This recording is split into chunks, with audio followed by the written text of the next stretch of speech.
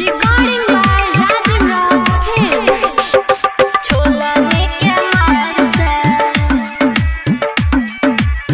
अबरे सुधार मोड़ बढ़िया बोलने के मार से मुँह जे लगे भीर मुंसा दो सारा के सार से मुँह जे लगे भीर मुंसा दो सारा के सार से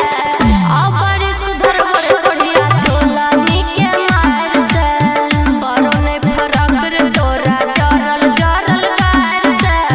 अबरे सुधार मोड़ बढ़िया बोलने के मार से डीजे कंचन राज हाजीपुर वैशाली। बोलने के मार से डीजे कंचन राज हाजीपुर वैशाली। बोलने के मार से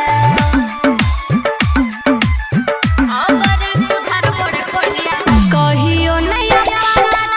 घर में रहई छी टोला टोला जाके मुहुआ दारू पियई छी टोला टोला जाके मुहुआ दारू पियई छी कहियो नया घर में रहई छी टोला टोला जाके मुहुआ दारू पियई छी आब न समझबो कोढ़िया रे गार से अब न समझबो कोढ़िया रे गार से अबरे सुधार देबो छलनी के मार से अबरे सुधार देबो बढ़नी के डीजे कंचन राज हाजीपुर वैशाली।